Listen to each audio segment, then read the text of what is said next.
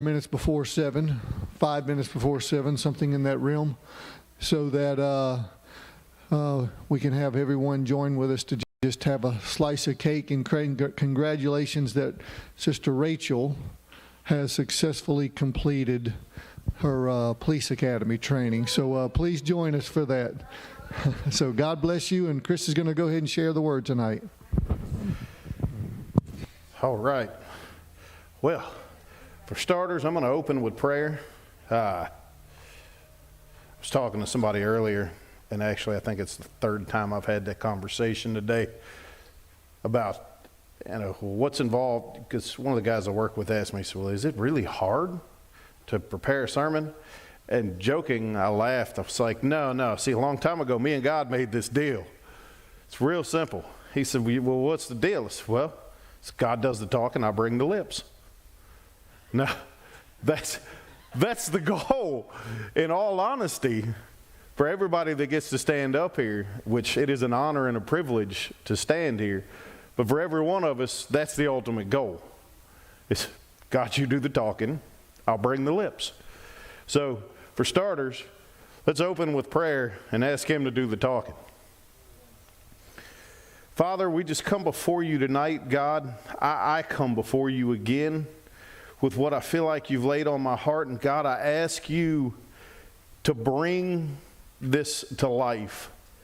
God, spark it off and set it off inside of me again so that I can deliver it to your people the way that you gave it to me.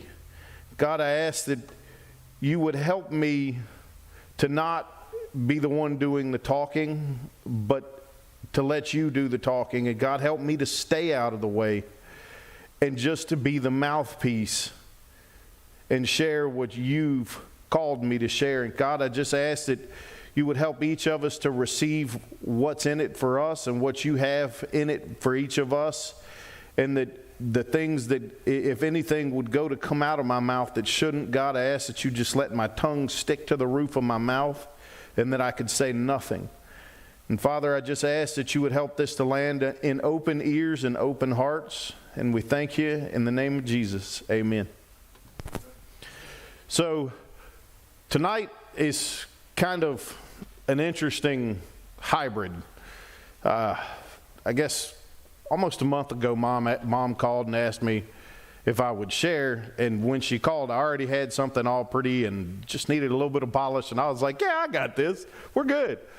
Well, then about 2 weeks ago, well, actually it's less than that. I think it was early last week, a situation that I've been tracking with a friend of mine presented itself in front of me again. And I had a really interesting conversation with him while I was sitting in my work van, and God just kind of showed up in the middle of this conversation. So there I was in a Starbucks parking lot waiting to walk in to go run a service call, tears rolling down my cheeks because God decided to show up. Hop out of the van, and I'm trying to dry my eyes off so this grown man going in to run a service call doesn't have big red eyeballs, people looking at you funny. And I said, well, start heading for the door, and just it's clear as anything on the inside. I heard, that's what you're going to talk about, right? No. Excuse me? No. We already got this all planned out. And sure enough, he wins. So I sat up pretty late last night putting something together, and then today he says, no, you're not done yet. So, well, we're going to change it some more. Really, God? Well, why you got to do this? This is awkward enough. So the story behind it, this friend of mine is in a really difficult place in his life and in his marriage. And I've been talking to him, praying with him, and I've had the privilege of God allowing me to be involved 3 different times now in helping minister to people that are going through that. And the same piece of advice always comes out. And for the longest time, I would share this piece of advice and have no idea just the depth behind it. I knew it was the right piece of advice because it totally lined up with the Word, which is always criteria number 1. Number 2, I knew it was right because it resounded with the Spirit. I said, okay, well, all right. And this piece of advice is pretty simple. So take this time, lay everything else aside, and dig in to God with everything you've got. Sounds simple. It's not. but it sounds really easy.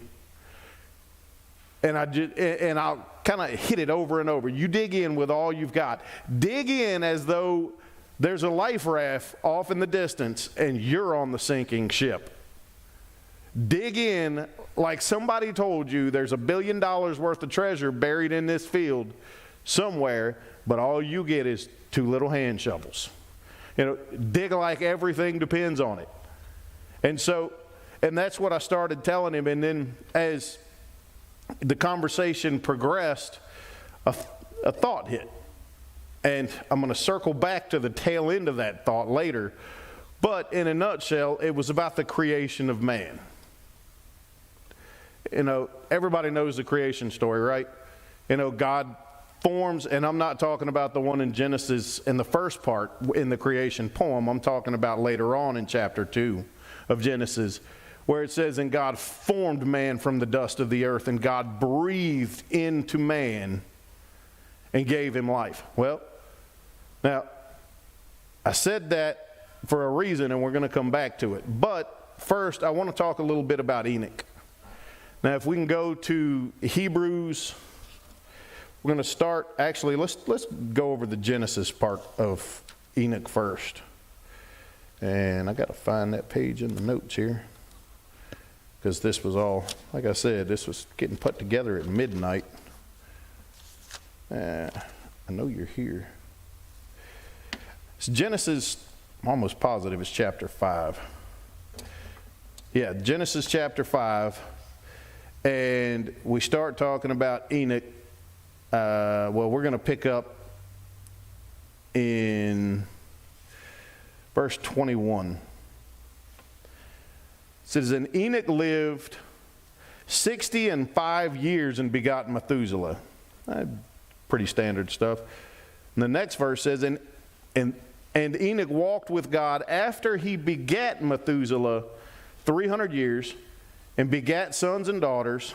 And all the days of Enoch were 365 years. So far, other than one little note that we're going to point out here in a second, it's still pretty standard. Until you get to the next line. And Enoch walked with God, and he was not, for God took him. Now, I want to point something out about Enoch first off. If you go all the people before him, all the way back to Adam, not one person is it said, and we'll look at a couple of them. Jared, nope, doesn't say Jared, his father walked with God, or Mahalalel. None of those people does it say, and he walked with God. The last one to actually walk with God was Adam. And then in Hebrews 11, and I believe it's verse 5, if you'll pull that up. Hebrews 11, and my notes got all clustered. But Hebrews 11 and, Hebrews 11:5. There we go. By faith Enoch was translated that he should not see death, and was not found, because God had translated him. For before his translation, he had this testimony that he pleased God. I'm going to pause there for a second. I want you to think about something. Which when I read that, my mind kind of flashed to the old Tombstone pizza commercials. I don't know if anybody remembers those. The guy in the Western, the cowboy's holding a revolver pointed at him, and he says, what do you want on your tombstone? And then a little smart aleck goes, cheese and pepperoni. Or, whatever he says. Well, what do you want on your tombstone? And no, we're not talking about a pizza. But think about it. Would that be pretty incredible if somebody put that on your tombstone? And if that makes it on mine, I will cross to the other side knowing no matter what happened between the start and the finish that I must have been a success. Simply because if that's the testimony that I leave behind, he pleased God. Now I want to stop and ask a question here. Does anybody have any idea how Enoch pleased God? Now think about it. Was there any law given yet? No Moses. This is before Moses. Was there 10 commandments? Nope. Was there grace or the ability for Enoch to walk into the throne room of heaven? No. So how in the world did somebody generations removed from ever having an encounter with God please God? I think part of the answer might be in the next verse. So if we can jump to verse 6. Yep. But without faith it is impossible to please him, for he that cometh to God must believe that he is, and that he is a rewarder of them that diligently seek him. Now if you break that back to the Hebrew, the words diligently and seek are actually one Hebrew word. And it is ekzeteo. Probably got that wrong, but it means to seek out, search for, to seek out for yourself, which I think interesting considering today's world, to beg for, to crave, to demand, or require. So the fact that they hitched this verse right on the back of Enoch's story makes me think that's why. Because how else do you please God? And if you stop and you think about it, Enoch didn't have, the only logical assumption from reading the Genesis story is that there wasn't anybody, Dad didn't walk with God because he'd be listed that way. Grandpa, great-grandpa. It doesn't even actually say it about Adam in the generations, although we know this because Adam and Eve walked with God in the garden. So when you think about it, at least my little brain says there must have been a point when something sparked on the inside of Enoch that made him go to Dad. I think I heard a story one time about, I don't even know how many greats, Grandpa Adam. That garden he came from. I don't know, you go ask your grandpa. Well, he goes to Grandpa, and I can just picture it. He works his way up the family line until he gets all the way back to Adam. And when he gets to Adam, Adam says, oh yeah, let me tell you a little something. I walked with him. I had conversations with him. Now, Enoch didn't know that Moses, when God talked to Moses, Moses recorded, no man can see my face and live, because all he knows is what Adam told him, right? Adam said, yeah, I walked around. I had conversations face to face with God in the garden. Sat down with him. So Enoch, blind faith we must assume, starts this journey. And I believe that journey, and that's what I want to talk about tonight, the journey of pursuit. When you think about it, just like with our kids, they start off, and it starts, I actually experienced it just a couple weeks ago, I think with one of my nieces. I want to say it was one of Dustin's girls. We're playing in the sanctuary after church, and they're, I'm going to get you, Uncle Chris. And they're chasing me around. And then all of a sudden, you can't help it anymore. They're smiling, they're giggling, and you go, now I'm going to get you. Well, I think that's how it starts with God. He says, there's that little spark placed, and then what happens? We start to pursue. Now, I can't tell you how many times in growing up in church I've heard phrases like, I want to see your face, God. God, show me your face. Well, those things are great. They're nice. And then you hear people on the religious end of things go, no man can see God's face and live. Well, funny story, somebody forgot to tell that to Jacob, because what happened to Jacob? When he wrestled with God and he named the place where they wrestled Peniel, and he said, for I have seen the face of God. So, you can't tell me that you can't see God's face, even though he told Moses, no man, at least in this point in time, no man can see my face and live, because it's not far back where Jacob says, oh yeah, you can see. Or we go further down the road to Jesus, and Jesus says, I'm the vine, you're the branches, dwell in me, and I in you. Stop and think about that. If I'm going to dwell in him, or something's going to dwell in you, like almost like a marriage covenant, how are you going to do that and not see the face, right? So back to this Enoch, the Enoch pursuit. The way I believe it went, and since we have 365 years contained in 2 verses in Hebrews and I think 5 in Genesis, it leaves a lot for us to ponder. And so pondering and praying, this is what I came up with and what I felt like God showed me. The relationship starts off, man, this thing keeps yanking on my ear here. The relationship starts off with Enoch in pursuit. So God's in the front, Enoch's in the rear, and Enoch's going after God. Well, eventually God slows up. Enoch catches up, right? That's how it usually goes in life. We pursue something and eventually we catch it. Now what happens there is anyone's guess. Because half of the time, actually probably 98% of the time in today's church, we catch up to God, we catch this fleeting glimpse, and then we go back to what I call lazy river Christianity. You know, you're floating down the lazy river in your little tube, just kind of bouncing along, bounce off the wall, and it got real easy. Oh yeah, I experienced God, I remember that. What happens that's one of the things that, and I believe it's something in my heart from God, that I absolutely despise about today's church. I despise the fact that when you go from one church to another church and you talk to many Christians, it's just a myth.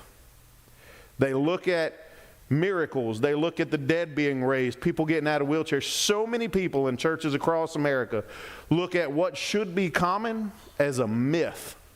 Nothing more. And oh, God doesn't do that anymore. Oh yeah, well, who changed? Wasn't him, because he said he never would. So if we stop there and then we go back to floating in our little lazy river Christianity, what happens? Well, you know, we fall away. You know, you go back, and then what comes to mind there is in the book of James. You know, the book of James says, a double-minded man is unstable in all his ways. You know, well, the trouble hits, so what do? I go run back and chase after God because something bad happened. Catastrophe. You get close, and then God resolves the issue, and you go back to your lazy river Christianity. Just like the children of Israel. How many times, and I don't know the number, so this is a rhetorical question. How many times, when you think about it, did God work these huge miracles in Israel? Massive miracles. And set them free. You know, this generation, woo, God, we love you. The next generation, oh yeah, I'm in church. By the time you make it to the third one, where are they at? They're off chasing Baal. They're off chasing Ashtoreth or whoever. They're all running around chasing these idols again. Where does lazy river Christianity get you? Off in the ditch. But the other option is we get to this place where I call a glimpse of God.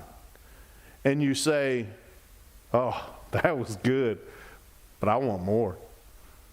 You know, and so what's next? The next day or the next week you show up at church and you're going back, God, I'm here. I want to meet you again.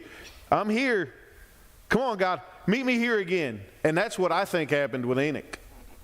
You know, he caught that glimpse the first time he caught God and then said, wow, that was amazing. I got to do that again. And so what happens?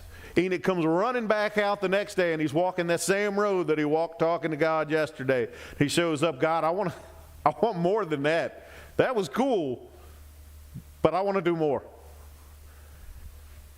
Why is it we don't have that? What happens in us that we just kind of stop? Oh, yeah, that was good. Oh, and then we go back and we brag about it, right? Oh, man, God showed up and he touched me. It was so awesome. And then what happened? Did you walk away different? No. Still living the same. And then the other option, you go running back again. God, that was awesome, but I want to do it again. And how many times have you said that about something in life, right?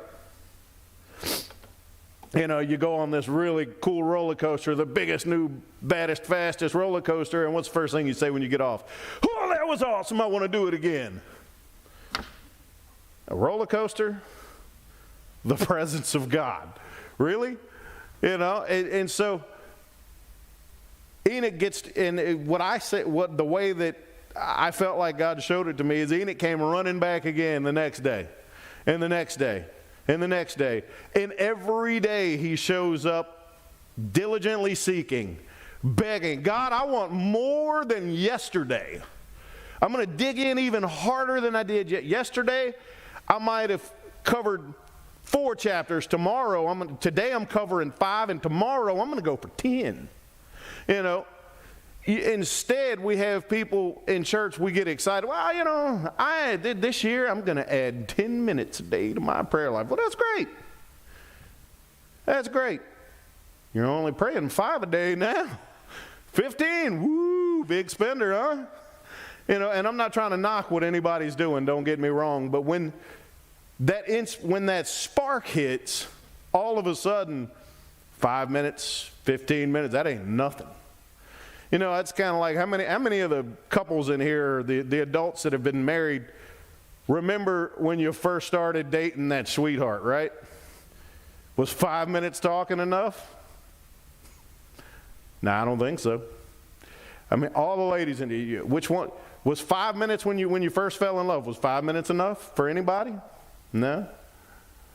What about 10, 15? That still wasn't enough, was it? You know, every day you wanted to talk to him more than you did yesterday. Well, why don't we do that with God? Is it because we think once we get that little touch, that's the end of the line? Oh, yeah, that was it. Nope. Not even close. And I'll tell you why. Because you can get to the point where you're going down the road with God and you catch that glimpse, and then you're walking some more and you catch another glimpse. And before long, instead of God's over here and I'm over here, now we're like this. We're arm in arm. And we're still going down this path. And next thing you know, we're walking and God stops and he turns around and he looks you in the eyes. And that's when something incredible happens. That same breath that he breathed into Adam happens to cross over you. And something that you thought was dead, that's been hanging on, you know, that piece of, I've always felt in my heart that I should lay hands on people and see the sick healed, but God's not going to use me that way. Well, guess what? That thing you thought was dead, that little lump of clay, you come face to face with him, and it might just happen that he breathed on it and that lump of clay stood up. Well, what happens, and that one time is great, right? Oh my goodness. You know, that's what happens with some of us. You know, I've had people I've talked to, and I've seen that happen. You know, they have something huge in their lives that they're going to God for. And God works the miracle in because they managed to find themselves face to face, because they pressed in, they dug in. And then what happens? Well, you got 2 choices once again. Do you keep pushing farther? Do you push harder to go even further into a relationship with God and get even closer? Or do you let it go? Well, what happens if you push closer? Because we know what happens if you just give up there. Oh, I got what I needed, I'm good. Just like most of the church and the children of Israel all the way through the Old Testament. Every time you take another step with God, that option's there.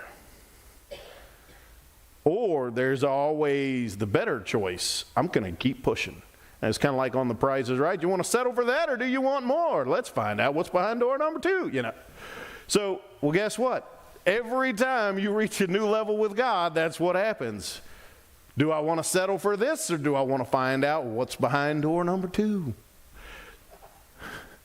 Well, I think I'm going to go with door number 2, because, you know, everything just keeps getting incredibly better. So the next time you show up and God breathes again, and before long, it's not just the occasional encounter where a little breath of God blows across you. Next thing you know, you keep pushing, and you're nose to nose, and you're eye to eye, and you're heart to heart. And every time he breathes out, that's what's going in. And the things on the inside start to change. And before long, all of a sudden, you find you look around one day and people don't know you anymore. What a great problem to have, right? That me that used to run around in the world, the me that used to do stupid stuff and be mean and spiteful, that guy's gone and people don't know him anymore. You know, I remember when Tiff and I got married and we first moved out here, and I had been in trouble right after I got out of the Marine Corps, I got in some trouble and was talking to somebody one day and was like, that guy's gone. Well, then years pass, and I was working out with a guy who, I don't know that I can go into his title, but he is in the Department of Adult Probation and Parole, and we were talking one day, and we were talking about how far God had brought us. I was like, when I moved out here, I was in trouble, and all of this happened, and he looked at me, and he said, whose leg you trying to pull? I said, I'm not pulling anybody's leg, man. He said, nah, there is no way that you were that. Said, yeah, that's where he brought me from. We've been walking arm in arm for a while now. Well, guess what? Now we've gone from arm in arm, and every day when I get to catch that little glimpse here and there, and I'm not to the point where it's nose to nose yet, but that's where I'm going. And I want y'all to come too, because I know how it goes. At least I believe I do, because I know what I feel like he told me. You see, as parents, we're responsible for the next generation. I've got 1, 2, 3. Y'all got 4, you got 2, yours are coming. I don't even know how many y'all got. 6, 7, a bunch. All over the room, people got, that's the next generation. And guess what? If we don't have something real, do you really think they're going to follow? I look, and I know it's come up several times. I think me and all of my brothers have mentioned it at least once, because it's the big question we all ask. How'd you do it, Dad? All 4 of us, 100%. And the answer, I walked with God. And that, I know Dustin's talked about it, and I'm pretty sure I've heard Josiah and Stephen talk about it, and I'm sure we've all wondered about it and pondered it. How in the world did you reach 100%? Every one of us is here, every one of us by choice. And so I look and I go, and I think about it. The only thing I can figure is he spent enough time face to face that it sparked the next generation. It started a fire that burned through the next generation, and the next generation says, I got to pass what I got handed on to them. The same goal that all of us have for our kids. I want to pass this thing on to the next generation. Well, guess what? You want to be successful with that? You better spend enough time face to face, because if you breathe him in, guess what you're breathing out? You're breathing him out. And when I take a breath from him and I breathe it out to them, it's not as pure as if it came directly from him, but it's still his. And all of a sudden the word comes alive. My wife and girls and I, we all read in the Bible app. And we were having a discussion the other day, and I was looking, there's this little thing in there, and it's your streak. And mine was like 200 and something weeks, and I was talking to one of the guys at work, and I was like, yeah, I got 200 and something weeks. And then I thought about it, it's like, man, that's a long time. It's like, that's pretty good. And so I was all proud of it, and I got to thinking, and I bet you all of them, they've got those nice long streaks too, because they see Poppy, who has spent years face to face with God, and they see Dad, who tries his best to get face to face with God on a regular basis, and they see uncles who walk with God. They see all the people in this body that choose to walk with God. And so there's an example set, because there are those that choose to spend that time face to face. Well, what happens when you get to the face to face and the breath starts to breathe and you start taking in that life-giving breath? All of a sudden, this fruit starts to grow, and that fruit starts to grow, and people see you and they go, yeah, that's not the same guy that he was. What is going on with that one? Well, and then next thing you know, it overflows. Isn't that what it's supposed to do anyway, right? We're supposed to walk, and we can't pour out what he didn't pour in, otherwise it's just garbage. If I try pouring me out, Is it really worth much? Not really, because there's still plenty of flesh attached. But if he pours in and I pour out, now it's worth something. So if I keep going to him daily and then I have something to pour out, I can start to make an impact that reaches beyond me. I can make an impact that reaches beyond them, and it reaches all the way out. You know, and I saw this, I think it was a TikTok. You know, the dad and his little boy, and they've got their little boats floating in the water, and they're like plinking their little pebbles out, trying to make the thing go. And then I think it was the big brother to the little kid, you know. This bigger kid comes up, and he, instead of the little pebbles, he takes this big rock. I'll tell you what, the boats got moving after that, you know. So, and I said that because we keep doing this where it's the little pebbles, plink, plink, plink, plink, and all of a sudden one day God shows up and there's a splash, whoosh, and the little boat that you were just trying to plink along, all of a sudden that thing went rolling like it just hitched a ride on a tsunami, didn't it? Well, that's what's out there. If I keep breathing in and what he's breathing out, and I am taking more of him in and day out, then the things that are dead begin to grow. The things that I didn't even know were there start to come to life. Things that were still lumps of dead clay in my life all of a sudden start to blossom into something that can be useful. And that's where the conversation, so I'm going to circle all the way back to the beginning, that conversation I had with a friend of mine. And we started talking about the creation story. I was like, you know, and it hit me. And when it hit me, I'm telling you, it hit. It's like a freight train just blasted through the front of my van, because I'm telling you, I'm sitting there bawling like a baby. Because I knew that wasn't mine. Never heard that one before. Never heard any, you know, I knew this piece. I knew that you're supposed to press into God with all you got, but all of a sudden the light clicked on. Click. Because out of nowhere, it comes rolling through. You know why you press in like you do? Because if you want to see a miracle, if you want to see that dead thing get back up and come to life, you're going to need his breath, because that's what brings dead stuff to life. That's what you need. And I started, and I was like, you know, you draw not, and it kind of rolled out. And so some of it I have written down. You know, you draw near to God, and guess what happens? He draws near back. And next thing you know, it's an escalation where you're getting closer and closer and closer. And all of a sudden, things start coming back to life. And the relationship in you that starts as you pursuing that thing off in the distance and becomes the student, and then becomes side by side with him. And next thing you know, you're face to face. And before long, the pieces of you that shouldn't be there are falling off dead, and the pieces that should be are coming to life. Oh, I thought you were going to say something. Okay, yeah.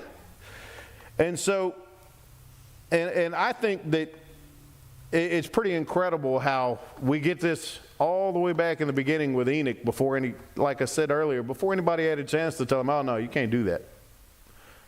You know, this guy, Enoch, comes up, no outside influence, and you almost have to wonder where he got it from. What prompted the spark? You know, did he hear some passing story? Oh yeah, I wish Adam hadn't gotten us kicked out of the garden. Of course, I think we still say that today at times. And we all get up, go to work. We're like, man, what you have to mess that up for, Adam? Oh no, well, it was Eve's fault. And well, we can argue over that. Doesn't really matter. At the end of the day, we're not there, are we? So now we get to fight our way back. The gifts and callings that look dead end up coming back to life. And I want to leave with a couple of questions. And these are, we'll call them personal inventory questions. What is the closest you've ever been to God in your walk with God? Have you made it to the point of catching the glimpse? Have you made it to the place of face to face? What's the closest you think you'll ever get? Just how close do you think you can be with God? Am I up here rambling on about some baloney? and you can't even get that close to God, or can you really be that close? And the next question, what's standing between you and the absolute closest you can be? Which, that's how this ties into the very first thing that I had in my heart to begin with. No matter what word you put in the blank on that last question, it comes down to one simple word: distraction. How often do we allow these stupid little things in this life to be the distraction that ends our pursuit? We start off pursuing God, next thing you know, I get wrapped up in work. Oh man, work got busy, I was getting blessed. That came from God because I asked God for all that work, right? Maybe not. Oh, well, I got wrapped up in this project. I got wrapped up, for some of us it might be, I spent 3.5 hours watching TV, but I only spent 15 minutes in my word. Or I let this little bit of leaven in, and I was still pursuing God. I was going after Him hard, and then I let this next little piece in, but I was still going after Him.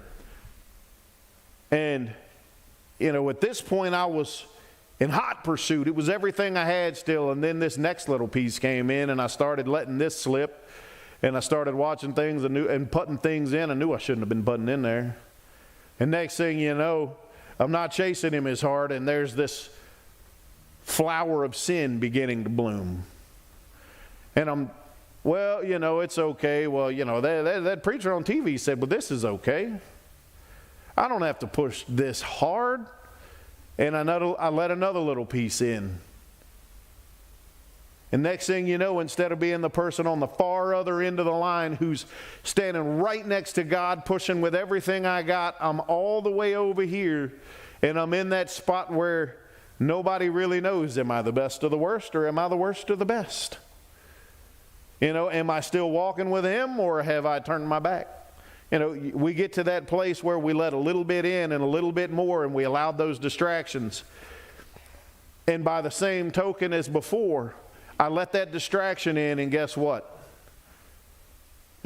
My daughter was watching when I let that distraction in. When I sat down and watched that movie, I knew I shouldn't have been watching, because when I looked at why it was rated, it said it was rated for language, sexuality, violence, drugs, smoking. It had the whole list, and I thought, well, that sounds like a cool story. I want to watch that. And so I let it in. And that example of pursuit just went out the window. And what did they see? They saw me set an example of compromise. And then now I'm all the way out here compromised, and what do I have to do? Do I have to start all the way back at the beginning and go, because the whole time God was still walking. Now I got to start running, and I'm, God, I need you. I blew it today. I messed up bad. I let my kids see me compromise. I let them watch me compromise, and beyond that, I let them watch it with me. I didn't just do something that they knew I shouldn't have done. I let them sit down and partake of the same garbage I did, didn't I? Or maybe instead of something that far out, it was I compromised today because I've been telling my kids for months or for years or however long, you need to read your Bible today. Did you read? Did you read your devotions? And I started letting that slip, and next thing you know, I'm talking to them, and they find out that I haven't read my Bible in 3 days. And they see, what do they see? They see, oh, my dad's going the other direction. Because I let a little compromise in, because I let some distraction in. And if you don't believe distraction's a powerful thing, I'm going to wrap up with this story about just how dangerous a distraction can be. It's March 2017. I don't remember the name of the city in Texas, but one of the worst distracted driving accidents recorded happens. This 20-year-old guy is riding down the road, and he gets a little bit distracted in his white Ford pickup. While he's not paying attention, he crosses the center line. Well, when he crosses the center line, he hits a bus head on. They're in a 55-mile-an-hour zone, so it's roughly a 110-mile-an-hour impact. There were 14 people in that bus. There were 14 elderly church members coming back from a senior get-together thing. You know, only one of them made it. Only one lived, and they spent the rest of their lives paralyzed. That's what distraction will do. A moment of distraction can take your eyes off of what you're pursuing, and it might not physically kill 14 people, 13 people, but guess what? That example that you just spent all that time setting, you just killed it. The passion that you put all the effort into grinding into your kids and trying to drive it into their hearts, you killed it. You know, what if I walk out those doors and on a Sunday morning something happens and, you know, maybe my wife and I have a heated discussion and I pop off with something that, you know, something nasty and hateful to my wife, because, you know, nobody ever says anything rude to their wives, right? And so I pop off with something ugly and hateful. Not only did I just blow it in front of my kids, but I blew it in front of half the church in the parking lot. And the message that I stood up here and preached tonight just went right out the window to everybody that saw me blow it. And guess what? All because I let a moment's distraction in. So that moment of distraction, in his case, he killed 13 people, and I think he got 55 years in prison for it. In my case, it might cost me something that I would rather pay 55 years in prison to avoid. Because at the end of the day, every parent in this room, will, I guarantee you, will all say the same thing. I'll take any price as long as I'll pay any price I have to, as long as I can walk away knowing that every one of my kids chose to walk with God throughout their lives. Well, guess what? If I let the distraction in and I don't keep pursuing Him with everything I've got, those odds just dropped considerably. So, all that said, don't let go of your pursuit. Go after it with all you've got, even if you don't have a catastrophe, because you know what? Somebody else might be counting on you not to be distracted. Because that little ripple that you caused might not be a ripple anymore. It might become a huge wave rolling out there. Do you want to wrap up or you want me to end? All right. Dear Lord, we just thank you for this time that we've come together to get to spend a few moments in your house. And I ask, Lord, that you would let this spark something in each of us, and that you would let it become something that would drive me and my house and all those here and anyone that gets a chance to hear it, that you would drive this into our hearts, that we would continue to pursue with all that we are, and that we wouldn't veer to the left or the right, that we wouldn't allow the distractions in to throw us off course, and that we wouldn't allow our own laziness or anything else to get in our way, but that we would come after you so that we can be an impact for others, and so that we can spend that time in your presence, and we can be something, we can leave a mark that lasts, that goes on through the generations, and it doesn't just end with our breath. And we ask, Lord, that you would just help us to go through this week and to go out into the world with your presence, and to continue to seek you so that we can walk with you. In Jesus' name, amen. Don't forget, we have stopped right on time there. We have a little bit of cake, like you to